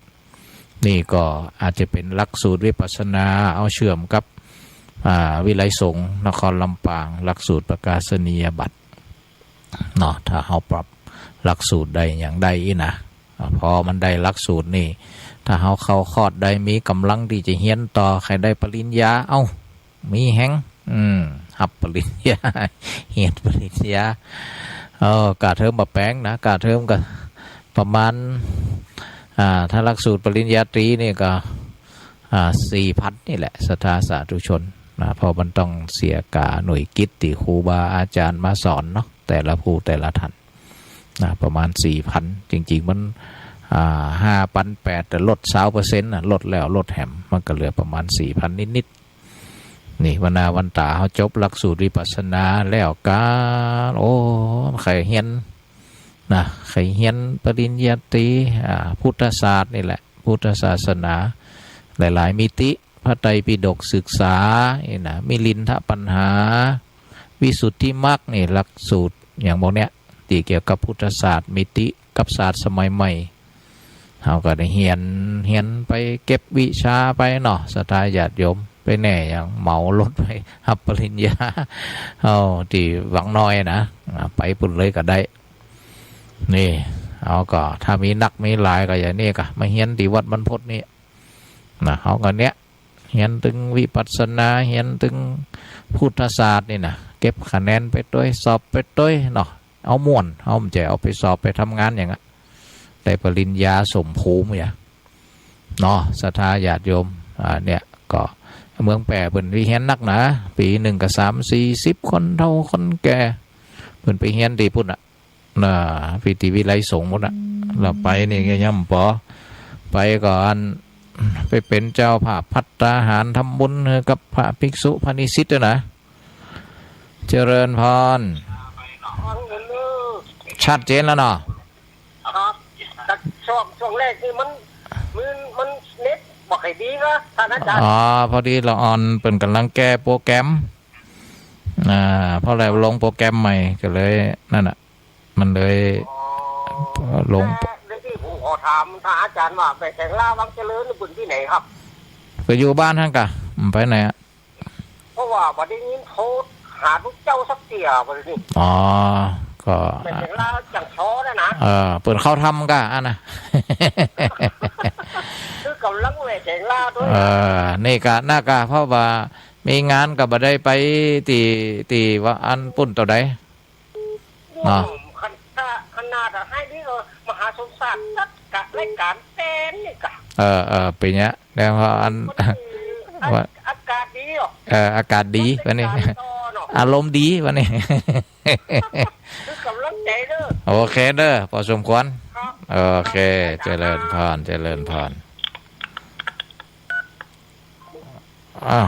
อันหับตันผ่องเนี่ยสุมาเตก็ได้ฟังเสียงละนะพอสมควรก็ได้อันแจ้งการรับฟังยังพอกับเซลผ่องนะพอสมควรเป็นคนนั้นอารมณ์ดีนะอารมณ์ดีเป็นแฟนคลับประจำไปเวียงเป่าเจอตัวสักเดียวันนั้นก็ไปอัน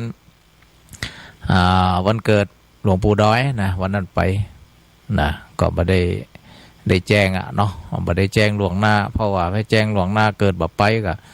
ศรัทธาญาติโยมกับเนี่ยก็ได้นึกถึงครูบาอาจารย์ทุกรูปนะครับเนาะก็บางทีอาจจะต้องขอสุมาอภัยจะไปกึดหันกึดนี้เนอะว่า เวลาวัดบรรพตมาเนี่ยก็มาเวลาวัดท่านวัดนี้นิมนต์เปิดกันนิมนต์ครูบาอาจารย์เจ้าที่ถุงกูกันนิมนต์เหมือนกันนะอาจารย์มหานิมนต์ไปแต่ก็บ่ได้ไปสักกรรมจะเอียบางทีคำสั่งทางบนอันเปิ้นทางวิไลมหาลัยแม่เปิ้นไปเนี่ยไปต้องบังคับไปห้ามส่งตัวแทนนี่วันที่16-17ก็ไปปุ่นทำมาเนี่ยที่ไปกรุงเทพหลวงพ่อจังหวัดให้ไปประชุมแตนน่ะเจริญพรไว้สาเจ้าท่านพระมหาเจริญพรออกแล้วเนาะออกละวันนี้ได้ละแม่อันคืมอยู่แม่หายไป2-3 วันแล้วนะแดดแม่ส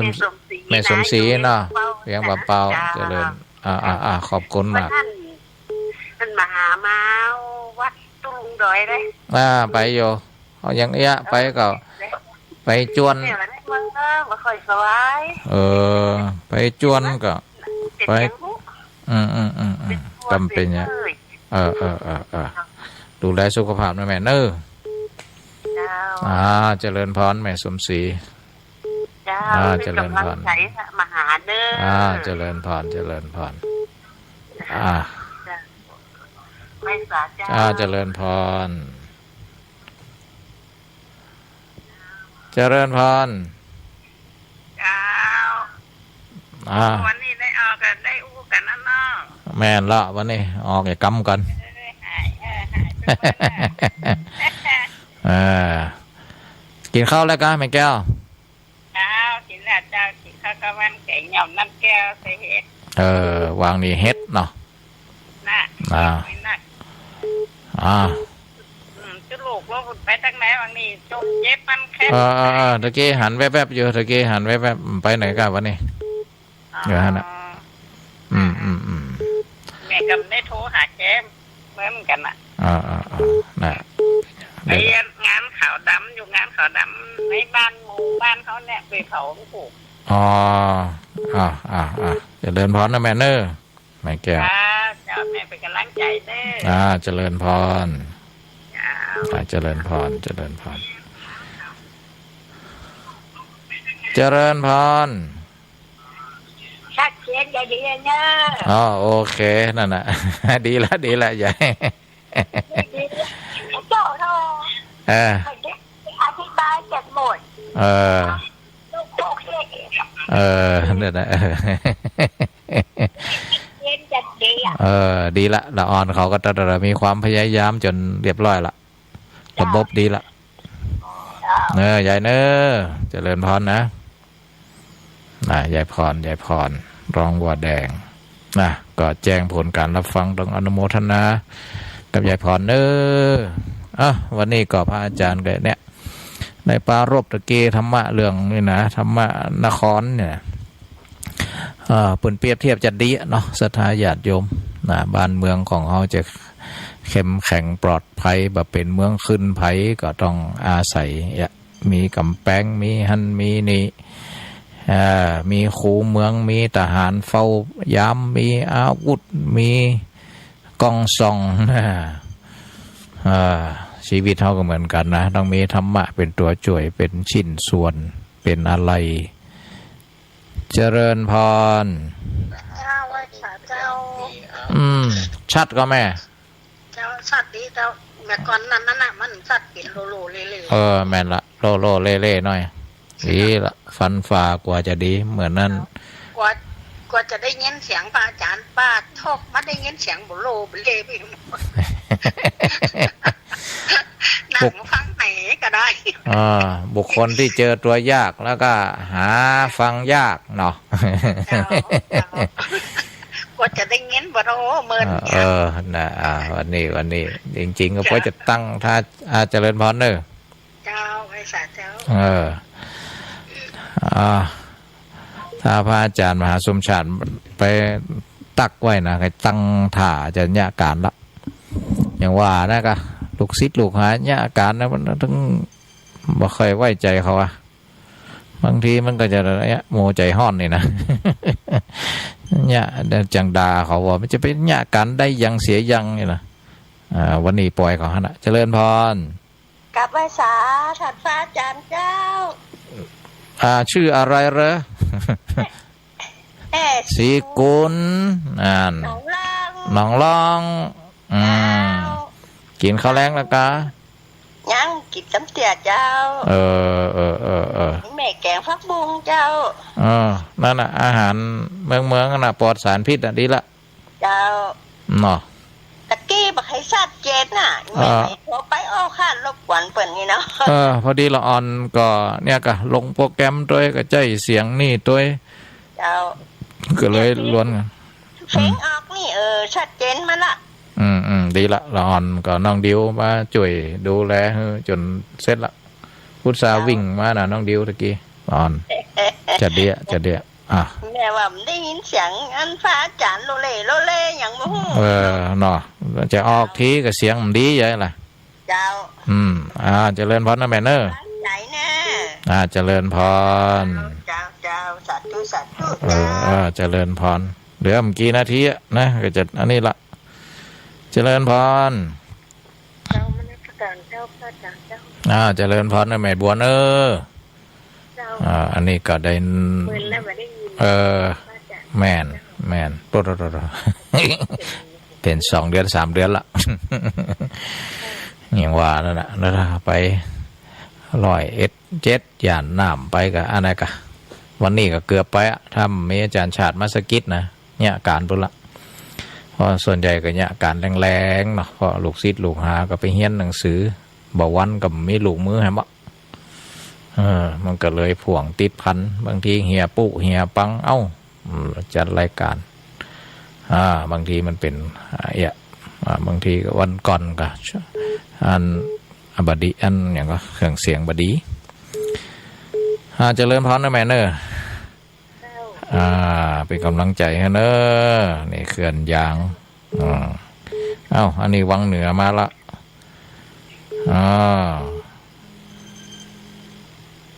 เจริญพรไปสาเจ้าพระอาจารย์เจ้าอันนี้วังเหนือใช่ไหมเจ้าแม่เอ้ยวังมนเจ้าแม่เอ้ยวังมนวังนี่ได้เป็นไม้วังเหนือเนาะแต่ว่าก็วันที่นะแต่ว่าไปเพราะว่าแต่ว่าวันเฉลิมพระชนมพรรษาของพระสมเด็จพระราชินีเนาะไปทำบุญตักบาตรแล้วก็ลวดไปหาโยมแม่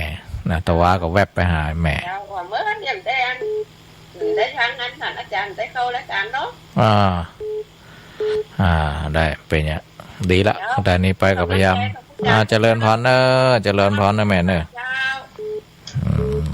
แม่เจริญพรเจริญพรนมัสการเจ้าอันนี้เจ้าไทยลื่นเจ้าท่านอาจารย์นั่นวันนั้นได้ไปประกรรมเนาะเจ้าท่านอยู่บ้านนี่นะเจ้าเป็นอย่างบุญไปแล้วอาจารย์ได้เมื่อจะได้ฟังท่านอาจารย์เนาะเจ้าเป็นอย่างอาจารย์ก็วันนี้ดีเนาะฝนตกเนาะท่านอาจารย์แม่ละวันนี้แดดดีปะเนาะเจ้าแดดก็หอมมาฝนตกก็ดีเนาะเจ้าอาจารย์แม่ตบพรธรรมะยามใดเจ้าท่านอาจารย์ SKP นะแม่สมพรน่ะเจ้าเดี๋ยวก่อนเพราะว่ามาได้ติดต่อกับคุณหมอเตี่ยหมอนี่นะที่เป็นลูกศิษย์น่ะต้องกับหมออมรรัตน์กะจ้ะแม่นหมออมรรัตน์น่ะอมรรัตน์ธีราวงศ์นะแม่นหมออมรรัตน์นี่เป็นลูกศิษย์ตั้งปุ่นน่ะเป็นเดี๋ยวต้องถามไปเจอคุณหมอเดี๋ยวต้องถามหมออมรรัตน์ว่าเปิ่นมีหลักสูตรที่เมืองแปรในบัดใดพระอาจารย์อาจจะไปร่วมเปิ่นไปดูกิจกรรมดูหลักสูตรแล้วก็เอามาเปิดที่วัดบรรพตเนี่ยเดี๋ยวจะปรึกษาหมออมรรัตน์ก่อนเดี๋ยวญาติโยมก็ได้เจริญพรอันนี้ก็ให้หลักสูตรหนึ่งพระอาจารย์เห็นว่าอันเหมาะสมกับหมู่เฮานี่แหละนะสมาธิบำบัดนี่นะเพื่อจะได้ฟื้นฟูสุขภาพถึง2 ส่วนนะพอบอกคุณหมอนี่เป็นหลักสูตรของเปิ่นจดเป็นลิขสิทธิ์เรียบร้อยนะมันเป็นนวัตกรรมของเปิ่นเป็นพอเปิ่นใจได้ผลมาละนี่ไปเอาจื่อเปิ่นนะดร.สมพรนี่นี่สมพรนะเคนี่กฤษณะนะทีกับดุษฎีนะดุษฎีเนี่ยถ้าจำมาพิษนะอันนี้ก็จื่อเปิ่นเอามาไผจะไปอันนี้บ่ได้เพราะเป็นต้นตำรับเปิ่นใจทั้งวิทยาศาสตร์และพุทธศาสตร์จนนั้นทำให้เราได้ระบบหัวใจระบบความดันระบบอย่างนี้นะดีไปหมดได้ผลนะศรัทธาญาติโยมเนาะเราก็พระอาจารย์เห็นว่าหลักสูตรนี่ดีมากๆแต่ว่าก็ลองรอพระอาจารย์ก็เตรียมความพร้อมเรื่องประเดี๋ยวห้องน้ำก็โอเคละนะเหลือเรือนนอนให้หลังหนึ่งนะที่กำลังเนี่ยก็พี่น้องทั้งไอ้ซักนั่นนะทั้งบ้านกล้วยนั่นนะมาศาลาทั้งบ้านกล้วยนะมากำลังทาสีมาอย่างนั้นเราก็งานงอกมาเดี๋ยวนี้พอดีศาลาแดงว่าพระอาจารย์หลังคามันมาได้แล้วนะเดี๋ยวนี้มันปวกกินหมดละเอาแหมเหมาะคงจะลื้อหลังคานะคืนจะลื้อหลังคาแต่กระเบื้องเนี่ยบ่ได้ซื้อละเพียงแต่ไปซื้อเล็กนะกำเดียวกับงานบ้านเนี่ยงบเดี๋ยวต้องถามศาลาแดงกับงบประมาณเท่าไหร่นะวางนี่ก็เนาะข่าวทางศาสนาโยมก็อันกำลังปุกกว่าทำบุญกับวัดกับวาเนี่ยมันมาเคยท่าเนื่อยนะบางทีก็โยมก็ ตั้งข้อสงสัยเอาก็บ่ว่ากันเนาะเพราะปรากฏการณ์นะที่มันสนิมเกิดที่เนื้อในตนนั่นน่ะอย่างที่เพิ่นว่านะบางทีมันก็เฮาก็ยอมรับสภาพแต่ก็จะบอกศรัทธาญาติโยมไปเนาะเดี๋ยวพระอาจารย์เดี๋ยวประเมินราคาก่อนว่าเนี่ยมาเดี๋ยวนี้มันปูกระเบื้องแล้วทาสีแล้วแต่ตั้งบนพอดีมันเพดานมันโยดจ้ะสลาแดงก็เลยส่องไปพอโอ้บ่ได้ละอาจารย์ใจบ่ได้ละหลังคานะมันต้องใจเล็กอย่างเดียวต้องเล็กเนี่ยเดี๋ยวก็แป้งอย่างนะเดี๋ยวก็บอกศรัทธาจะหมดเวลาแล้วเน้อศรัทธาญาติโยมวันนี้พระอาจารย์พระมหานพดลสุวรรณเมธีเนาะวัดบรรพตสถิตก็ได้มาดำเนินรายการคือข้อคิดได้ปรารภธรรมะนครธรรมะนครที่คัดมาจากอัตถกถาที่เป็นได้รจนาขยายความอธิบายพระไตรปิฎกในเรื่องของสติปัฏฐานสูตรแต่คือเราได้เห็นความสำคัญได้เปรียบเทียบว่านครเนี่ยที่มันแข็งแรงเพราะอะไรอย่างที่มันบ่เป็นเมืองขึ้นที่มันบ่ถูกเป็นเมืองขึ้นเนี่ยมันมีดีตรงไหนชีวิตเราก็เหมือนกันต้องมีกำแพงต้องมีคูเมืองต้องมีนายประตูต้องมีซุ้มประตูต้องมีปราสาทต้องมีหอรบต้องมีถนนก็ล้วนแล้วแต่สิ่งแล้วเนี่ยเปรียบเทียบมามีศีลมีความละอายมีสติมีญาณมีความเพียรมีศรัทธามีปัญญาเรานี่แหละมันก็จะเป็นธรรมะป้องกันเอาละก่อนนาทีสุดท้ายละก็ขออนุโมทนากราบขอบพระคุณครูบาอาจารย์เครือข่ายวิทยุคลื่นสีขาวทุกสถานีนะครับแล้วก็อนุโมทนาขอบคุณญาติโยมทุกท่านนะที่ได้ส่งเสียงได้มาบอกสัญญาณการรับฟังเนาะตลอดถึงมาคือกำลังจิตกำลังใจตลอดถึงศรัทธาญาติโยมทุกท่านนะที่บ่ได้โทรเนาะเอาละขอธรรมะได้คุ้มครองให้ทุกท่านอยู่ดีมีสุขอยู่เย็นเป็นสุขสมบูรณ์พูนที่นี่สถานีวิทยุเพื่อการศึกษาวิทยาลัยสงฆ์นครลำปางสถานีวิทยุกระจายเสียงบริการสาธารณะออกอากาศณอาคารเลขที่ 1 วัดบุญยวาทวิหารถนนบุญยวาทตำบลหัวเวียงอำเภอเมืองจังหวัดลำปาง